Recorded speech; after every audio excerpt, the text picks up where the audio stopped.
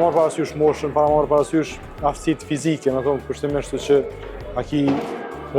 ai ka dalë që më shpejt, secili mundet me luajtë padel, për dallim me tenisin që topi nëse rrok kushën edhe të vazhdon jashtë, padel të rrok dyshemin e rrok gjamin ose rjetën mundesh me vazhdu lojën. Normally padel is played with 4 people on a doubles court. We also have a smaller court that is half size. It's normally for couples, so it's for 2 people. So what happens if the ball hits outside the court? Outside the court, if you play the ball outside the court, you lose the point. Përshëndetje, unë jam Kastrioti, jam menaxher në qendrën e padelit Padel Zone Prishtina. Atëherë Kastriot, a mundesh fillimisht me na tregu çka është Padel Zone ose loja e padelit, se ndoshta shumica mund me përshtyp pak me tenis.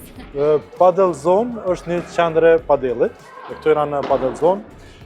Padeli është një sport që ngjason shumë me tenisin, po në pamje punoj, po kështu ka shumë dallime të mëdha.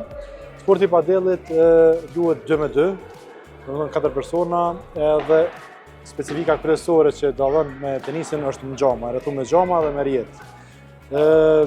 Për dallim me tenisin që topi nëse rrok kushën edhe të vazhdon jashtë, padel të rrok dyshemin e rrok xhamin ose rjetën mundesh me vazhdu lojën. Edhe që ky fakt e ka bërë një prej sporteve që u popularizu tepër shumë, u rrit tepër shumë për shkak që gjithkush mund me luajtë.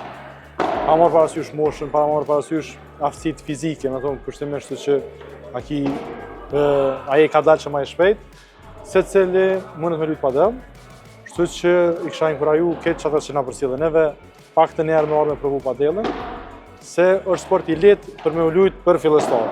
Normal kur mritet ai niveli që është i avancuar, edhe aty ka shumë teknika edhe taktika që shfrytëzohen lojtarët profesionistë, mirë po për me luajtë është tepër i mirë për socializim, është lehtë mi mbledh 4 veta për dallim prej futbollit që do të më bëj 15-16 veta për me luajtë një termin. A vjen asgjë, kështu që në padel është shumë lehtë me u bë bashkë 4 veta. Sa është postet në resumo se cilat mosha më shumë janë të frekuentu Padel Zone në Prishtinë? Realisht na të dillën e kena shënu klientin e 2000 në aplikacione që përdorin për rezervimet të padelit në Padel Zone. Është një aplikacion që këtë terminet caktohen përmes tij, edhe në domethënë këtë vikend e patëm klientin e 2000, ku edhe kena shpërbyer me një termin pa pagesë, kështu që Padel Zone u hapën në maj 2025, edhe mbrana këtyre muajve ka arrit me u popularizu kaq shumë.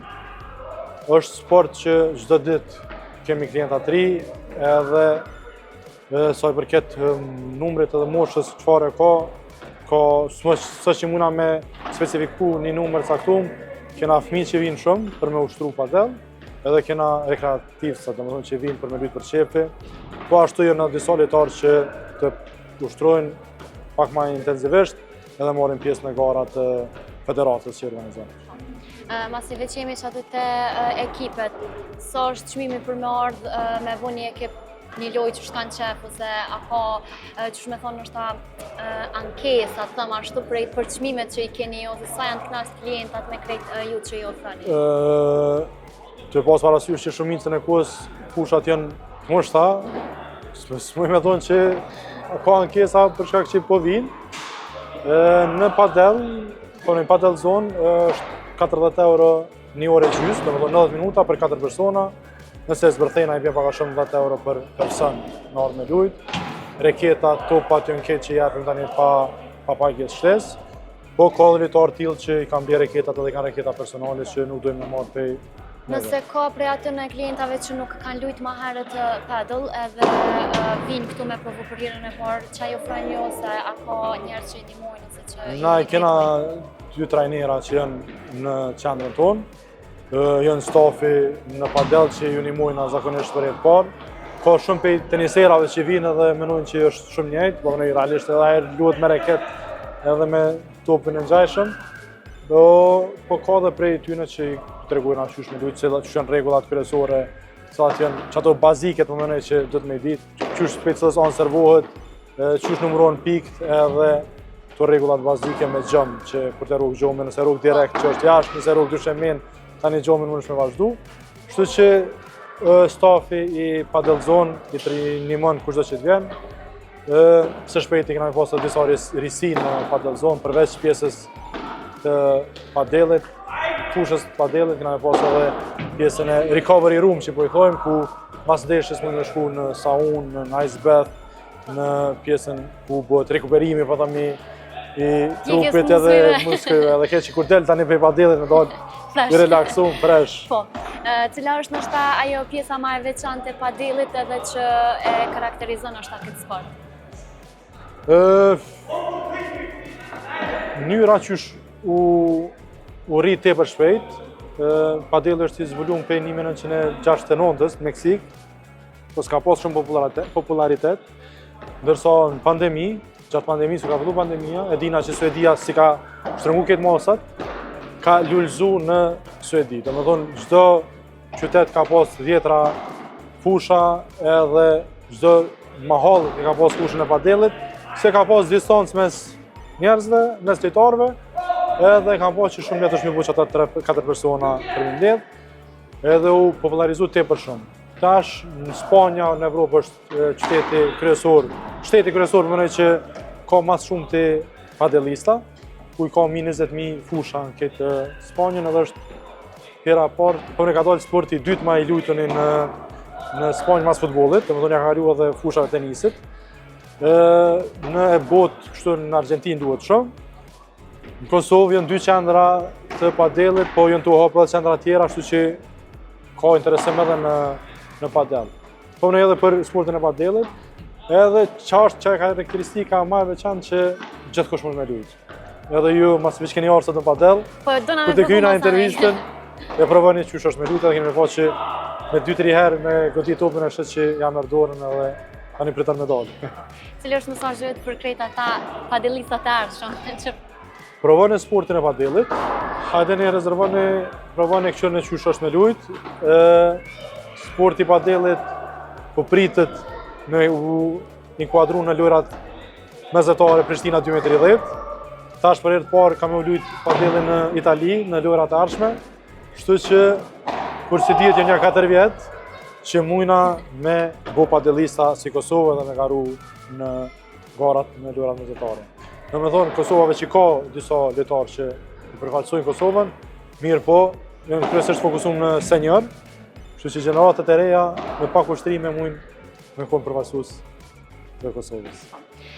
Sa e pash ke edhe një trajner i padelit, që mundet më nga tregu paka shumë lojrat të mënej regullat e lojes, edhe nështë ta muna me provu këse jo. Po, na si Padel Zone kena organizu bashkë me Albin Joa, që është një trajner lojtar shumë i mirë i padelit.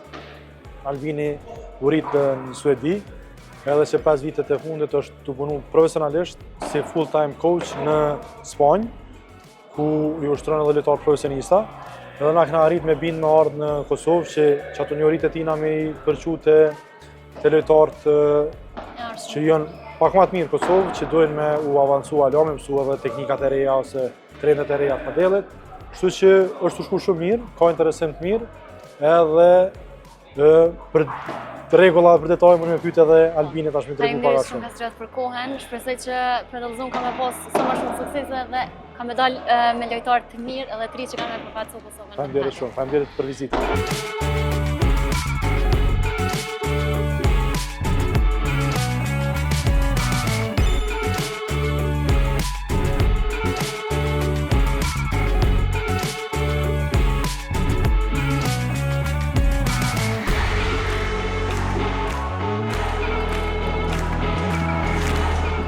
Pra këto e kemi edhe trajnerin e padelit, e që kam nga tregu paka shumë për regullat se qësh janë në Padel Zone.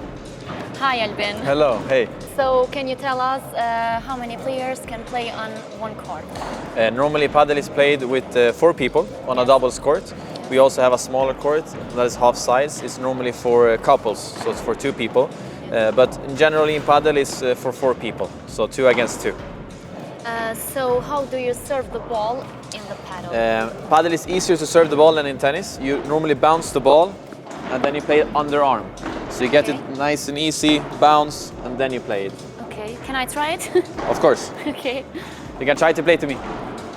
drop it and then play to me. Okay. Nice and easy. Bravo! Yay! Amazing. Okay. Can the ball touch the wall during the game? It can and it cannot. So for example, if you would play the ball like this, Yes. with a bounce before the glass, it's fine. But if you play the ball directly into something, it's out. So the ball has to bounce before touching the fence on the side and the glass. Yes. Are there any restrictions for beginners? No, it's the same rules for all levels. But the good thing about this sport and why it's the fastest growing sport is because it's so easy to start with. It gets harder and harder, but the starting period, the first year, is very easy and very fun. Okay. So what happens if the ball hits outside the court? Outside the court, if you play the ball outside the court, you lose the point. But in higher level, you can actually smash the ball to the ground, the glass, and out, and they can run out and take it. But that happens after many years of playing. The scoring is similar like tennis. You have the first point is 15-0. If you win the second point, it's 30-0. The third point is 40-0, and then you need another point to win the game. Okay, let's try. Ready? Let's try. Bravo, again, no worries. One here. Ready again? Okay. I have more. Yeah. Yes. Oh, It's okay. Try again. nice and slowly. Yeah. Yes. Again. Wow, again. Good. Ah. Just out again. Bravo.